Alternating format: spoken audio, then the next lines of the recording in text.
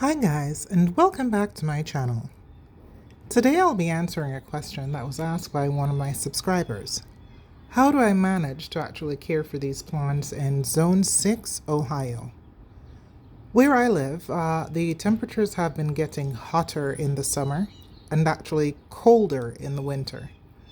Whereas about 10 years ago, maybe 10 to 12, I'm not Ohioan, by the way. I am originally from Jamaica. So I am accustomed to growing in a tropical climate, okay? And when I wasn't in Jamaica, I was growing my plants in Florida, which at the time I lived in zone 10. So this is quite a departure from me and has been for the last 12 years, 12, 13 years growing here in Ohio. I have had many losses in my plant collection, and I've had to learn many ways to actually get by in the winter. I did not always grow in a greenhouse. In fact, to be honest, the times when I had my greatest successes, I was actually growing indoors. The greenhouse life, I would say, really, it's not for me. I ended up using a greenhouse because when we moved here to our new home, which we've been here for about 3 or 4 years, I didn't like the window exposure in the house, and so I chose to get a greenhouse, and I put it out here in a 3-season sunroom. So 3-season means those windows here are just covered by mesh, so it is as cold in here as it is outside basically.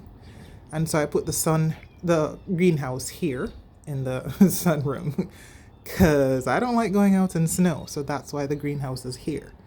Now, I have chosen to put the plants in a greenhouse because of my poor light exposure in the house.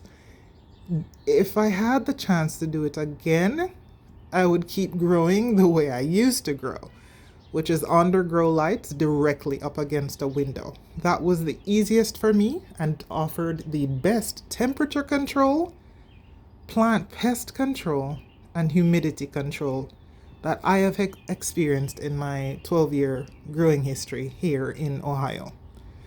Okay? And the losses I had here in this greenhouse occurred because I actually just did not know how to control the temperature and the humidity and the light as tightly as I had to get things to work. So I went through a lot of trial and error, and here's my brief synopsis on what finally worked. If you're interested in that, please stay tuned.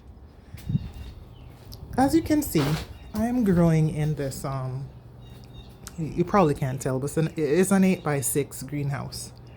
And regular plexiglass, but you can't see it because it's encased in bubble wrap. That was one of the first steps I took to actually get the temperature control that I needed. I ended up wrapping the entire greenhouse, top to bottom, in bubble wrap. This was done about 3 winters ago after suffering out here for the first winter. It was so bad, so much cold damage. And contrary to what you learn in plant care about air circulation, I have done, you see this right here? You see this gap? Bane of my existence. You have to push the door up like that, and make sure the gaps are as closed as you can get them. I just went in there and came back out and didn't close it as tightly as I should have. That has cost me hundreds of dollars, by the way. Anyway, the first step was to wrap the entire greenhouse in bubble wrap. That has allowed me to it's cold outside. It has allowed me to keep the temperatures basically at 70 degrees when it is out here 10 degrees and lower Fahrenheit. I used to have to run my heater at 95 degrees to keep it inside in the 50s. It was expensive. It was absolutely just ineffective. But once I wrapped the entire thing in bubble wrap, everything changed. My newest success is actually putting these blankets on the top of the greenhouse. I'm gonna go all the way up as much as I can. Usually the entire top here is covered over with the blanket, but over the last week and a half, we had 70-degree temperature. So I removed it so I could let some more light in. But now, as you can see, I have some gaps here. And I did that to let some light in because the blankets on the top actually lowered the light, which is fine. It's actually fine. Better the lower light than damaged plants going indoors. Whew, it's cold. So the blanket on the top, by the way, as you can see, it's really a lot darker on the top because the light obviously isn't coming in. But contrary to what you learn with plants, even my Vandas and my Cattleya, I actually lower their light significantly for the time that they're here in winter because, guess what? When the light is lower, I am afforded the chance to water less and feed less, which I have to do in winter anyway. Keeping plants that are accustomed to warmth in moist conditions encourages rot.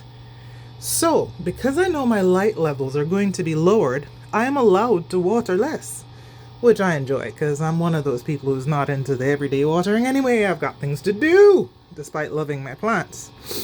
So with the lower light, even for plants that need water once a week, I'm able to stretch that 10 days. Sometimes I go up to 14. And I do monitor what's going on with the roots of my plants, especially the Vandas. I make sure that they're not shriveling. Should they begin to shrivel, I happen to decide to soak. It is as simple as that. I don't push the limits in a greenhouse in a cold climate. I'm not growing in the tropics, okay? Indoors, I barely use the humidifier in winter because, as I said, the excess moisture sitting on the plant leaves will actually cause them to get damaged. I let these guys shrivel in dryness before over humidifying or even keeping my humidity decent. Right now my humidity is at 31%. This thing is glitching, by the way. It's at 31%. 72 degrees Fahrenheit here. Can you even see that? My battery is too low. Anyway, so they bloom, they spike, and do everything as usual. But my plants have been accustomed to working with lower light and lower humidity and lower water in order to deal with the cold temperatures. Sometimes it gets down in the 40s here, as low as in the upper 30s, because once the temperature is at like 5 or less than 5 outside, turning my heater on to like 95, it doesn't make a difference at all. It's just cold. So, and I'm growing Hoyas, big, fat Hoyas. I'm growing jungle tropicals, cymbidiums, phals, succulents. Now this is a shame. I don't know what is happening there. Let's ignore it. Yeah, ooh, Hoya's having new growth, yay. As you can see, Vandas are my pride and joy. And Cattleyas, you know, I'm growing things that actually, begonia, this is begonia venosa. I grow things that really like heat and I cannot provide it. And so you have to make the change that works for you in your environment, which means, yes, these phals are kept dry and then they're soaked, which is not what they naturally prefer. But because of my environment, I have to do what will keep them alive and will keep them healthy instead of what actually should be done in nature. Now, once summer comes or the end of spring and I put them outside, yeah, I'm back to treating them the way they should be treated. But indoors in a cold environment or in a greenhouse environment, I don't have perfect airflow. All my vents are basically closed up. They barely have a fan going. I need a new fan. I usually don't use a humidifier unless the temperature outdoors is higher than 40 degrees. We're at 41 today. Why? I don't want to humidify cold plants.